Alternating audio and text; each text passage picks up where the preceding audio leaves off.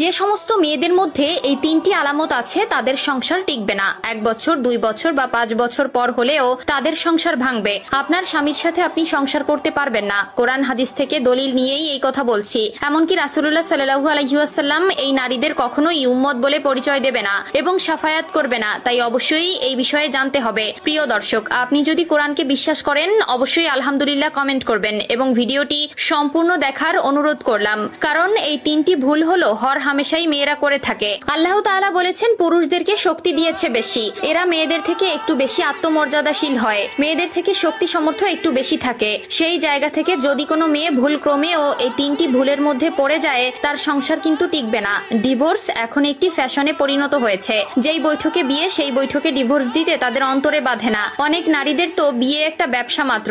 বেশি কথা না বলে আপনাদের জানিয়ে দিব নারীদের কোন তিনটি ভুল তার সংসার ভাঙার মূল কারিগর। 1 নম্বরে হচ্ছে অতিরিক্ত জেদ। প্রিয় দর্শক, অবশ্যই আপনারা মিলিয়ে নেবেন, প্রত্যেকটি ডিভোর্সের পেছনে একটি সমস্যা থাকে। নারীদের অতিরিক্ত জেদের কারণে 10টি সংসারের মধ্যে 9টি সংসার ভেঙে যায়। অতিরিক্ত জেদ যে সকল মেয়েদের আছে ওই সকল মেয়েদের সংসার সহজে টিকবে না। আপনারা সমীকরণ মিলালে দেখতে পারবেন আগের সময়ে সংসার কখনোই ভাঙতো না। তারা ডিভোর্সকে জঘন্য বলে মনে করত। মোহরানার জন্য আজকাল বিয়ে ও ডিভোর্স ব্যবসায় পরিণত হয়েছে। সুতরাং সাবধান, অতিরিক্ত জেদ মেয়েদের জন্য ভালো কিছু নয়। 2 নম্বরে যে ভুলটি মেয়েরা সবসময় করে থাকে সেটি হলো স্বামীর সাথে তর্ক করা। পুরুষ কখনো তর্ক পছন্দ করে না। তারা চায় তারা যা বলবে তাদের স্ত্রী সেটাই শুনবে, তারা যেভাবে চালাবে সেভাবেই চলতে হবে। যদি কোনো মেয়ে স্বামীর সাথে তর্ক করে বেড়ায় বুঝতে হবে ওই মেয়ের সংসার কখনোই টিকবে না। আম্মাজান আয়েশা রাদিয়াল্লাহু তাআলা আনহু বিশ্বনবীর ব্যাপারে বলেছেন, রাসূলুল্লাহ সাল্লাল্লাহু আলাইহি ওয়াসাল্লামের কখন কি প্রয়োজন হতো সেটা তিনি বলার আগেই আমি বুঝে নিতাম। সুবহানাল্লাহ।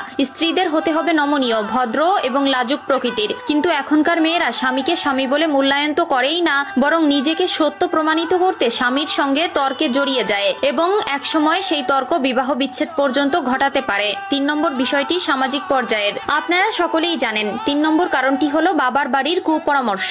একটা মেয়ের জন্য বিয়ের পর সবথেকে বড় আপন হলো নিজের স্বামী, এরপরে আপনার বাবা মা। বিয়ের আগে আপনার বাবা মা আপনার সবথেকে আপন ছিল, সেটা সত্যি, কিন্তু বিয়ের পরে আপনার স্বামী আপনার পরিবারের আগে সবথেকে বেশি প্রায়োরিটি পাওয়ার যোগ্য। এজন্য বাবা মায়ের কথা শুনে আপনি যদি আপনার সংসারে স্বামীর সাথে দুর্ব্যবহার করেন আপনার সংসার টিকবে না। হযরত আসিয়া রাদিয়াল্লাহু তাআলা আনহু ফিরাউনের ঘরে সংসার করেছেন, আজীবন তার সাথে থেকেছেন, তাকে ছেড়ে যায়নি। ফিরাউনের থেকে আপনার স্বামী তো খারাপ হয়ে যায়নি। সুতরাং আমাদের প্রত্যেক মা বোনদেরকে আসিয়া রাদিয়াল্লাহু তাআলা আনহুর মতো ধৈর্যশীল হওয়ার তৌফিক দিক। প্রিয় মা ও বোনেরা, অবশ্যই আপনাদের ভেতরে এই 3টি লক্ষণ থাকলে সেটা আজ থেকে ত্যাগ করার চেষ্টা করুন এবং পরিপূর্ণভাবে ত্যাগ করে ফেলুন। আমিন।